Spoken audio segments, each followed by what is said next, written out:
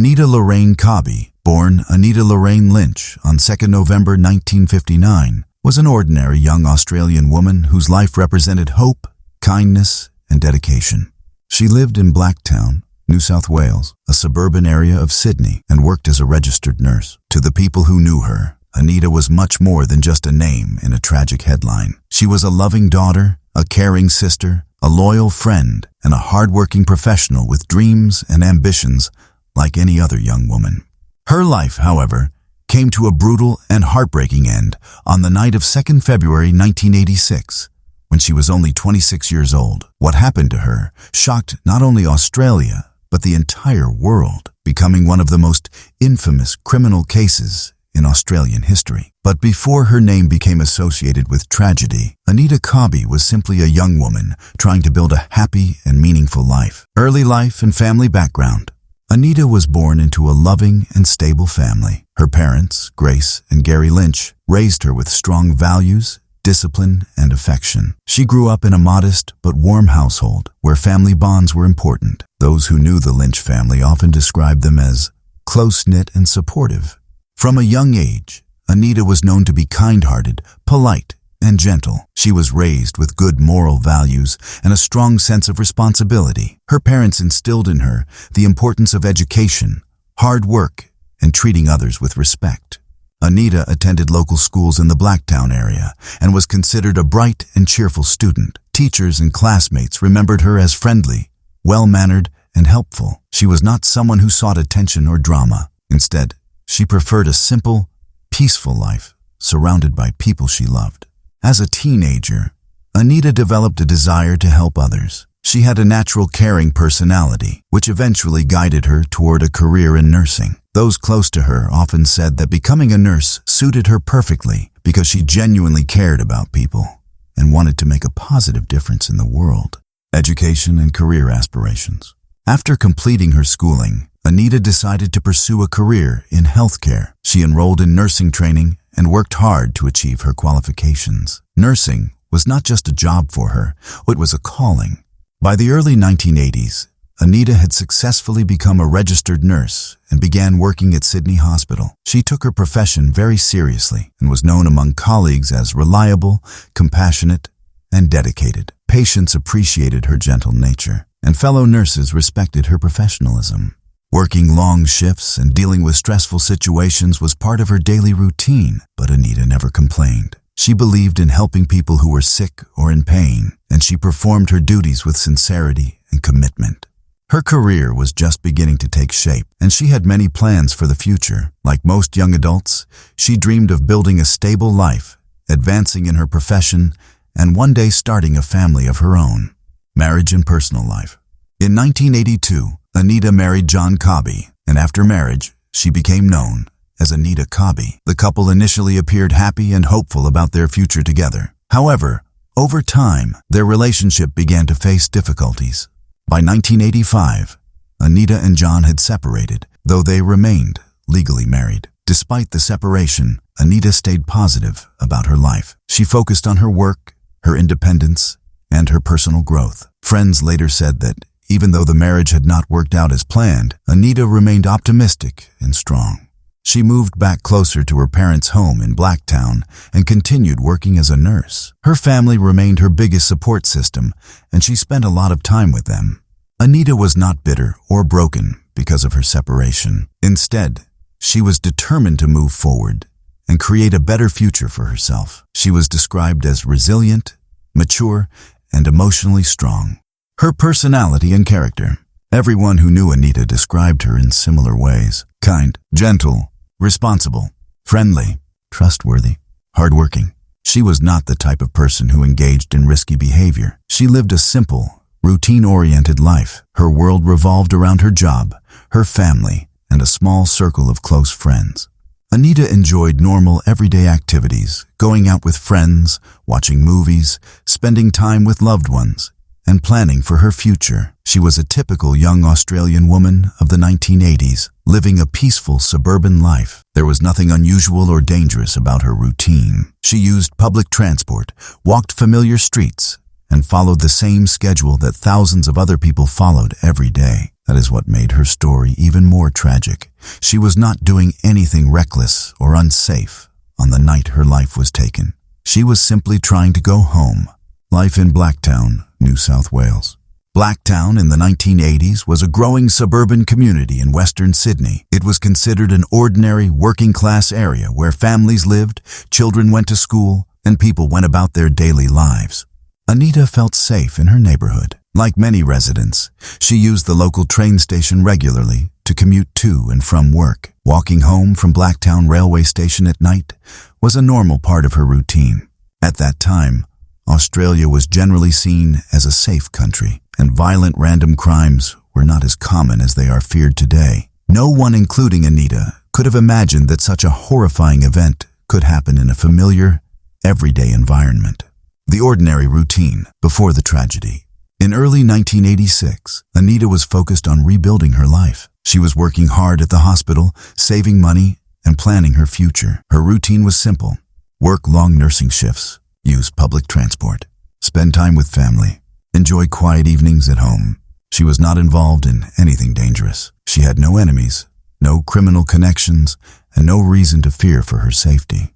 On the evening of 2nd February 1986, Anita finished her shift at Sydney Hospital and took the train back to Blacktown, just like she had done many times before.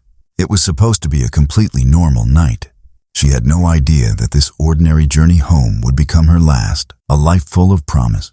At just 26 years old, Anita had her whole life ahead of her. She had already achieved so much: a successful nursing career, a loving family, good friends, independence and stability. She was at an age where most people are building their dreams and planning for the future. There was nothing about her life that suggested tragedy or danger. That is why her story later touched millions of people so deeply. Anita represented every ordinary woman, someone's daughter, sister, or friend, who was simply trying to live an honest and decent life before she became a national tragedy. Today, the name Anita Cobby is remembered because of the horrific crime that ended her life. But it is important to remember that before all of that, she was just a normal human being with hopes, feelings, and dreams. She was not a celebrity. She was not involved in anything controversial. She was not living a dangerous lifestyle. She was simply a young nurse walking home from work. And yet, her name would soon become associated with one of the darkest and most shocking criminal cases Australia had ever seen. The evening of Sunday, 2nd February 1986, began like any other ordinary night in the life of Anita Cobby. There was nothing unusual, dramatic, or suspicious about the day. It was simply another work day for a young nurse returning home after a long shift. No one, including Anita herself, could have imagined that this routine journey would turn into one of the most horrifying criminal events in Australian history. This section focuses on the timeline of that night, the circumstances surrounding her disappearance, and how a normal walk home suddenly transformed into a nightmare. An ordinary day at work. Anita was employed as a registered nurse at Sydney Hospital, where she worked regular shifts caring for patients. Nursing is a demanding profession, often requiring long hours, emotional strength, and physical endurance. On that particular Sunday, Anita had completed her scheduled shift and was ready to head back home to Blacktown. Friends and colleagues later confirmed that she appeared completely normal that day, calm, professional, and in good spirits. She had no reason to fear anything unusual. Her plan was simple: finish work, take the train home, and prepare for another week ahead. Like thousands of other workers in Sydney, Anita relied on public transportation. Catching the evening train from the city to Blacktown was part of her everyday routine. The journey home began. At around 9 p.m., Anita finished her duties at the hospital and made her way to the train station. She boarded a train heading toward Blacktown, a suburb located about 34 kilometers west of central Sydney.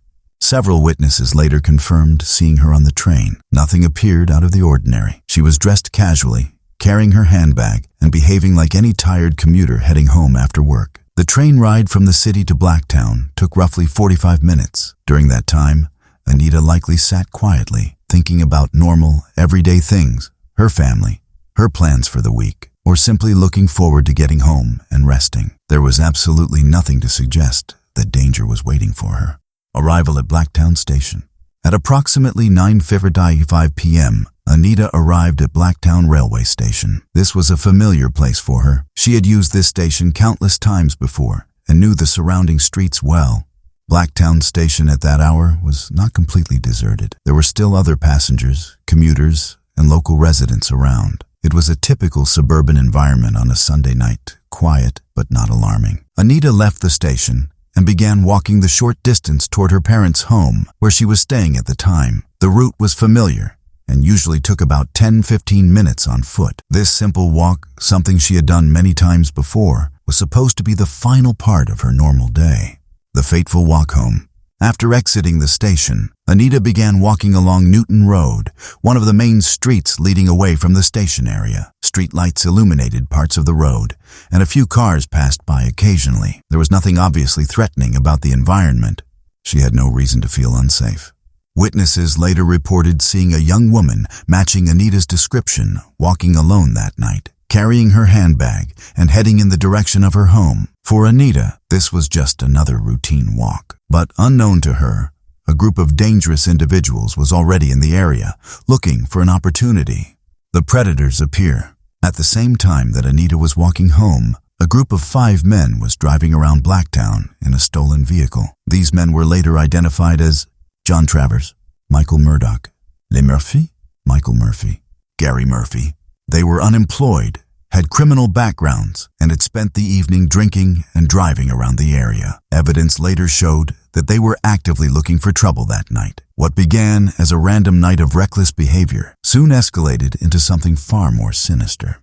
As Anita walked alone along the road, the men noticed her. To them, she appeared to be an easy target, a lone woman walking by herself at night. The moment of abduction. Sometime just after 10 p.m., as Anita continued walking toward home, the men drove up beside her in their vehicle. What happened next unfolded very quickly. According to later court evidence and witness statements, the car suddenly pulled over near Anita. One or more of the men jumped out and confronted her. She was completely caught off guard. Anita tried to resist and defend herself, but she was outnumbered 5-1. The men forced her into the vehicle against her will. Several nearby residents later reported hearing a woman scream around that time, but by the time anyone realized something was wrong, the car had already sped away. In just a few terrifying moments, Anita had been violently taken from the street, disappearing into the night without a trace. No one knew she was in danger. One of the most tragic aspects of this case is that, at the time of the abduction, no one immediately realized what had happened. Her family expected her to arrive home as usual. When she didn't show up, they assumed she might have been delayed or decided to stay somewhere else for the night. There were no mobile phones in 1986, no easy way to track someone's location, and no immediate way to raise an alarm. To the outside world, Anita had simply vanished, taken to an unknown location. After forcing Anita into the car, the men drove away from the populated streets of Blacktown and headed toward more isolated, rural areas on the outskirts of the suburb. She was taken far away from any place where she could seek help. During the drive, Anita was terrified and helpless, trapped with 5 violent men who had complete control over her fate. Evidence later revealed that she desperately tried to survive and pleaded with them to let her go, but her pleas were ignored. The men showed no mercy, compassion, or humanity. A calculated and cruel act. What made this crime especially horrifying was that it was not a spontaneous accident or a momentary act of rage. The group deliberately abducted Anita and transported her to remote locations with the clear intention of committing serious crimes. This was not a case of robbery gone wrong. It was a planned and deliberate act of violence against an innocent stranger. Anita had never met these men before. She had done nothing to provoke them. She was simply in the wrong place at the wrong time. The community remained unaware. While Anita was being taken further and further away from safety, life in Blacktown continued normally. People went about their evening routines, completely unaware that a horrific crime was unfolding nearby. Her family spent the night believing she would eventually come home. No missing person report was filed immediately because there was no reason yet to assume the worst. It was only the next morning, when Anita still had not returned, that alarm bells began to ring. The last known moments of freedom. Investigators later pieced together the final known moments of Anita's normal life. She finished work at Sydney Hospital, boarded the evening train, arrived safely at Blacktown Station, began walking home alone. was seen by witnesses on Newton Road, then suddenly disappeared. Those few simple steps marked the end of her peaceful, ordinary existence. From that point onward, she became the victim of one of the most brutal crimes Australia had ever seen. The beginning of a national tragedy. By the time the sun rose on 3rd February 1986, Anita Cobby had not returned home. Her worried family began contacting friends, hospitals, and police. At first, they hoped there was some simple explanation, but deep down, they feared something was terribly wrong. The disappearance of a responsible, dependable young woman like Anita was completely out of character. She would never vanish without informing someone. As the hours passed, concern turned into panic. No one yet knew the full horror of what had already taken place. The abduction of Anita Cobby on the night of the February 1986 was only the beginning of a nightmare that no human being should ever have to endure. What followed after she was forced into the car was a sequence of cruel, calculated, and inhumane acts that would later shock an entire nation. This section focuses on what investigators later discovered about the hours after Anita was kidnapped, the suffering she endured, how the crime unfolded, and how the brutality of the act came to light. Taken far from safety, after Anita was dragged into the vehicle by the 5 men, she was driven away from the populated streets of Blacktown. The group deliberately headed toward isolated rural areas on the outskirts of Sydney, far from any witnesses or chance of rescue. Evidence later presented in court showed that the men had no intention of releasing her. From the moment they forced her into the car, Anita was completely at their mercy. She was alone, terrified, and surrounded by violent criminals. Investigators later determined that during the drive, Anita desperately pleaded for her life. She tried to reason with them, begged to be let go, and did everything she could to survive. But her pleas were ignored. The men treated her not as a human being, but as an object they could control. A planned and prolonged attack. What made this crime especially horrifying was that it was not a quick or impulsive act. It was prolonged, deliberate, and filled with cruelty. The group drove Anita to several different locations over the course of the night. They moved her from place to place, ensuring that she remained isolated and helpless. At each stop, the men subjected her to physical violence, humiliation, and abuse. She was outnumbered, restrained, and had no possible way to escape. Court records later revealed that the attack lasted for several hours. This was not a momentary loss of control. It was a sustained act of brutality carried out by 5 grown men against a single defenseless woman. Unimaginable fear and suffering. It is difficult to imagine the fear Anita must have felt during those hours. Only a short time earlier, she had been a normal young woman heading home from work. Now she found herself trapped in a terrifying situation with no way out. She had no phone, no help, and no witnesses to come to her rescue. Investigators later said that Anita fought bravely to survive. Evidence showed that she resisted as much as she possibly could. She never gave up, even when the situation was hopeless. Her strength and courage in the face of such evil would later be recognized by police and prosecutors. The true nature of the criminals. The 5 men responsible for the crime were later revealed to be violent individuals with long histories of criminal behavior. They had spent the evening drinking, driving around in a stolen car and looking for trouble.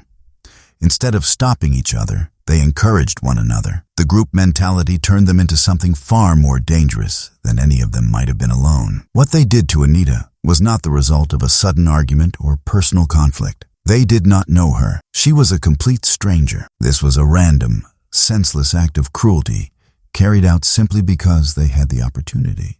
That fact made the crime even more terrifying to the public because it meant something like this could have happened to anyone. Attempts to hide their actions. As the night went on, the men became increasingly aware that what they had done would carry severe consequences if they were caught. Instead of stopping, they made the decision to go even further. Rather than releasing Anita, they chose to eliminate the only witness to their crimes. In the early hours of 3rd February 1986, after hours of abuse and violence, the men took Anita to a remote paddock near Prospect, an area outside Blacktown. There, in an isolated field far from any houses or roads, they murdered her. A brutal end to an innocent life. The exact details of Anita's final moments were later revealed during the trial through forensic evidence and confessions. What became clear was that her death was not quick or accidental. It was a deliberate and cold-blooded act carried out to prevent her from identifying them. She was left alone in a field in the early hours of the morning, her life taken in the most cruel and unjust way imaginable. At just 26 years old, a young woman full of dreams, kindness, and potential was gone forever. The criminals walk away. After killing Anita, the 5 men left her body where it lay and drove away as if nothing had happened. They returned to their normal lives, believing they had gotten away with a perfect crime. For them, it had been just another night. For Anita's family, it would soon become the beginning of unimaginable grief. The discovery. On the morning of 3rd February 1986, Anita was officially reported missing when she failed to return home. Her family immediately knew something was terribly wrong. Anita was responsible and dependable. She would never disappear without contacting someone. A missing persons report was filed, and police began searching for her. Later that day, a local farmer made a horrifying discovery in a paddock near Prospect. He found the body of a young woman. Police were called to the scene, and it was soon confirmed that the victim was Anita Cobby. The news spread quickly. What had begun as a missing person case instantly turned into a murder investigation. Shockwaves across Australia. When the details of Anita's death became public, the entire country was stunned.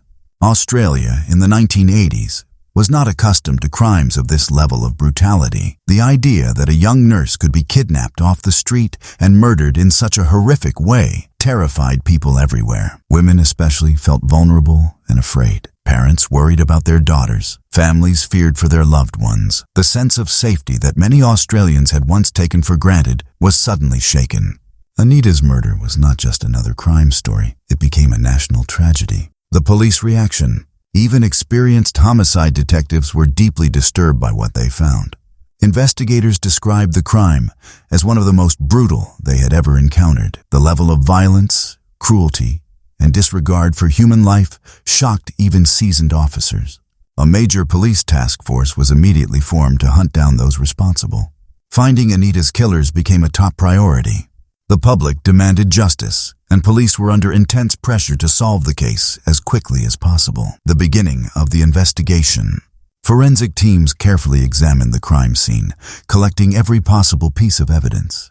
Detectives began retracing Anita's last known movements. Her shift at Sydney Hospital, her train ride home, her arrival at Blacktown Station, witness sightings of her walking alone. From there, police worked to determine exactly what had happened after she disappeared from Newton Road. Every detail of that night was analyzed in an effort to identify the monsters responsible.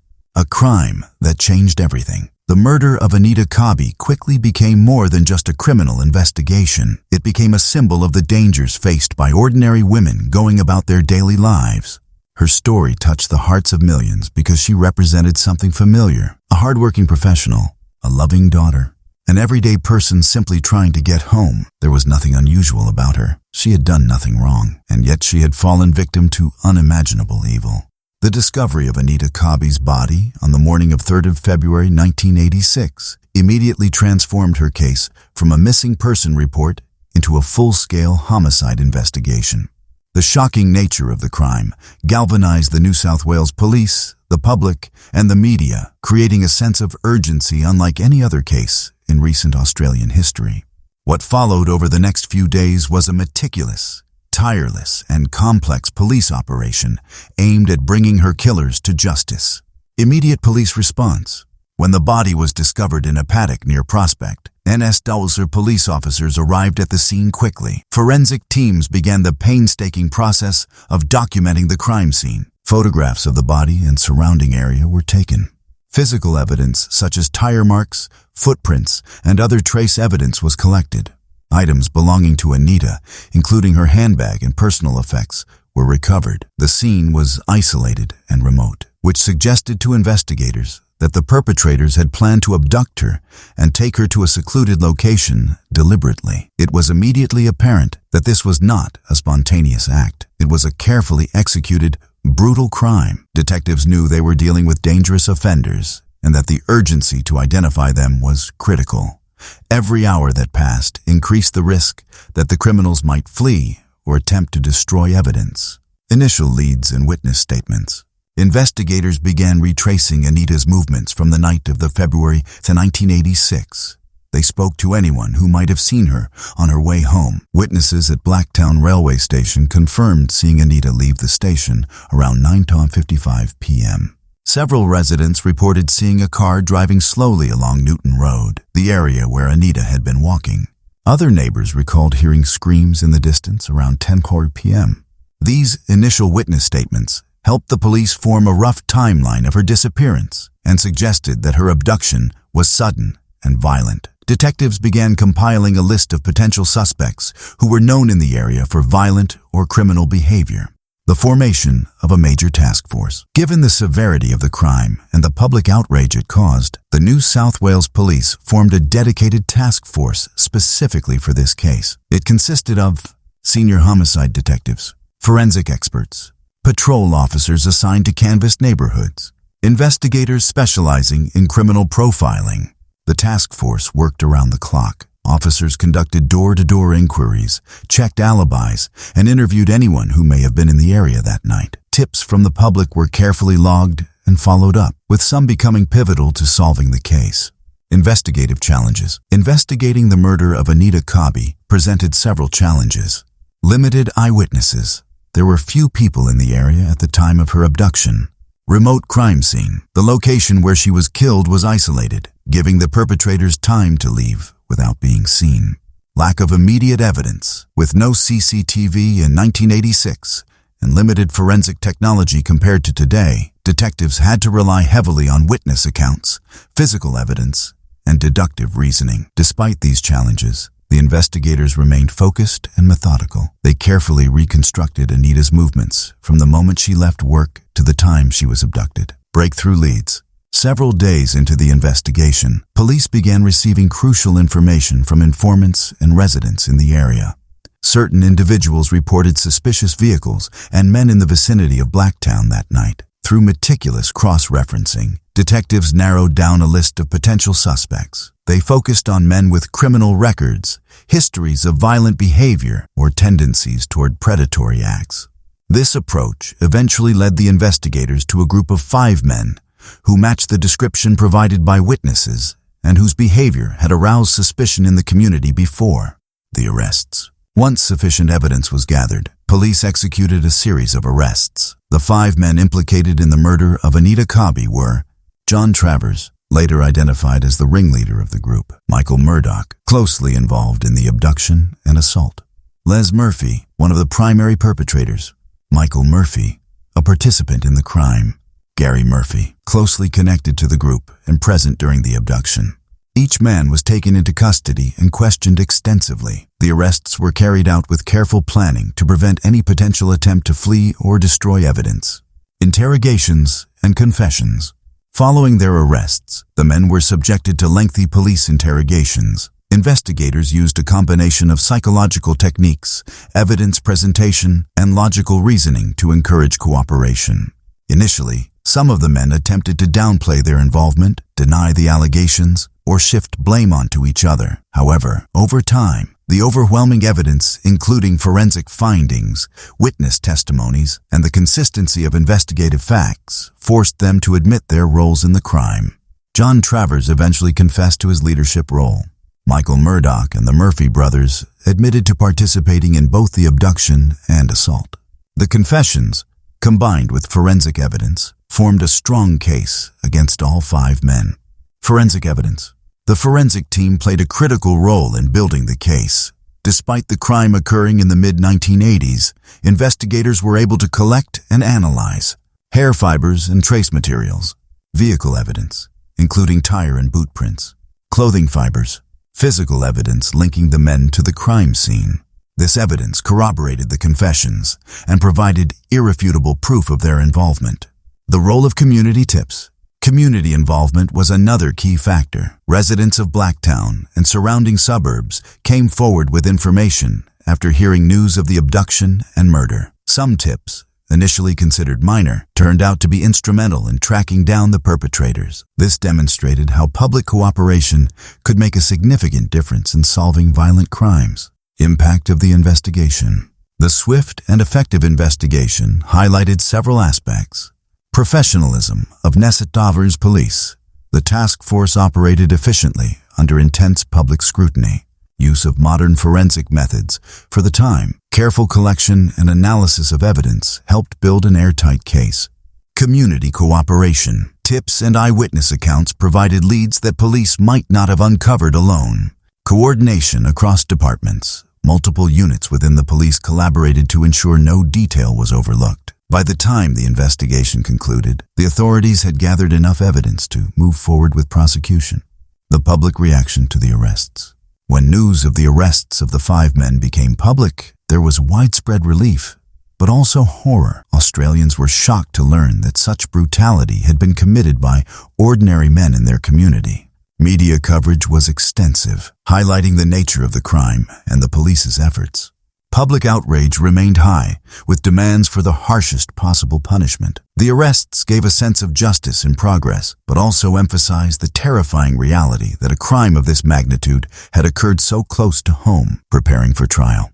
With the suspects in custody, the focus shifted to preparing for trial. Police and prosecutors compiled detailed witness statements, physical and forensic evidence, confession records, psychological profiles of the suspects. The meticulous documentation ensured that when the case went to court, the prosecution would have an airtight argument. The public closely followed every development as Australians waited to see justice served for a woman whose life had been stolen in the most horrifying manner.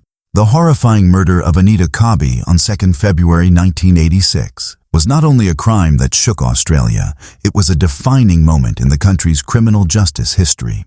After the tireless work of the police and the collection of overwhelming evidence, the case moved to the courtroom. The trial, verdict, and subsequent legacy of Anita Cobby's murder left an indelible mark on law enforcement, the judicial system, and the public consciousness in Australia. The beginning of the trial. Once the 5 men responsible, John Travers, Michael Murdoch, Les Murphy, Michael Murphy, and Gary Murphy, were arrested and charged with the murder. The case was prepared for trial. The New South Wales Supreme Court took on the matter with extreme seriousness, given the brutality and public outrage surrounding the crime. The prosecution's task was to present a case that clearly demonstrated the premeditated and violent nature of the abduction, the sexual assault and physical abuse Anita endured, the deliberate actions that led to her death. With comprehensive forensic evidence, witness statements, and confessions, the prosecution built a case that left no doubt about the guilt of the accused. Prosecution evidence. During the trial, the prosecution presented extensive evidence, including forensic findings, hair fibers, clothing fibers, and trace evidence linked all 5 men to the crime scene and Anita's body. Confessions. Each of the men eventually admitted to participating in the abduction and assault, providing crucial testimony for the prosecution. Witness accounts. Residents in Blacktown and surrounding areas recalled seeing suspicious vehicles and behavior on the night of the abduction. Psychological profiles. Experts assessed the men and testified about the predatory and coordinated nature of their crime. The prosecution argued that the crime was not accidental or spontaneous. The abduction, sexual assault, and murder were deliberate, calculated, and carried out with complete disregard for Anita's life. Defense arguments. The defense lawyers for the men attempted to challenge aspects of the case. Common arguments included denying direct involvement. Some claimed they were not physically present at the murder location. Blame shifting. Attempts were made to suggest one of the other defendants was primarily responsible. Questioning confessions. The defense sought to cast doubt on whether the confessions had been coerced or misinterpreted. Despite these efforts, the combination of confessions, physical evidence, and corroborating witness accounts made the defense's case weak. Courtroom atmosphere. The courtroom was tense throughout the trial. Anita's family, friends, and members of the public attended to witness the proceedings. The nature of the crime, its sheer cruelty and randomness, provoked strong emotions. Many in the courtroom were visibly affected by the testimonies, which described the abduction, abuse, and murder in factual terms. While graphic details were presented sparingly to protect dignity, the reality of the men's actions was undeniable. The trial was highly publicized, with newspapers and media covering each development. Australia followed every day of the proceedings closely, demanding justice for Anita Cobby. Verdict and sentencing. After a thorough examination of the evidence and deliberation by the jury, the verdict was unanimous. All 5 men were found guilty of murder.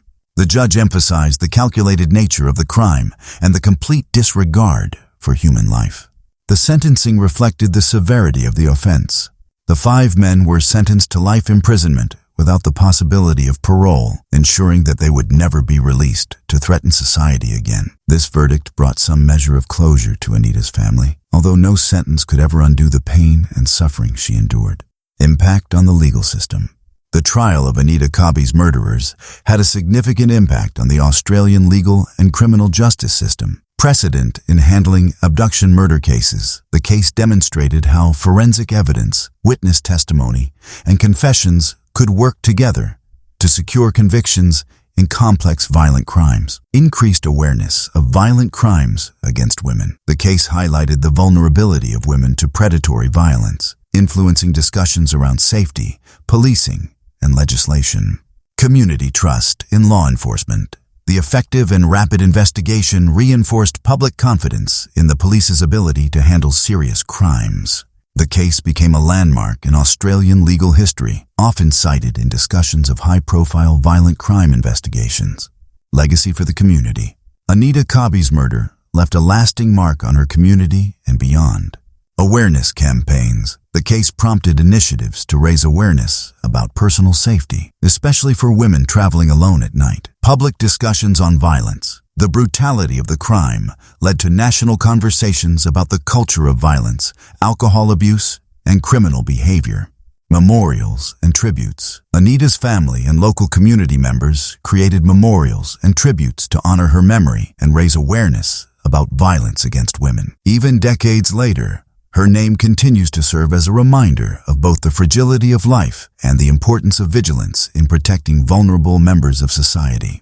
Anita Cobby's family and their advocacy. Anita's family endured immense grief, but later became advocates for awareness around violent crime and the protection of women. They worked to educate communities about safety measures, support initiatives for victims of violent crimes, promote awareness about the consequences of criminal behavior.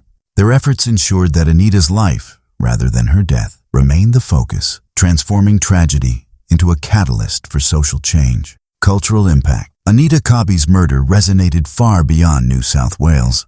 It was featured in books, documentaries, and media coverage that analyzed the crime, the investigation, and the social context.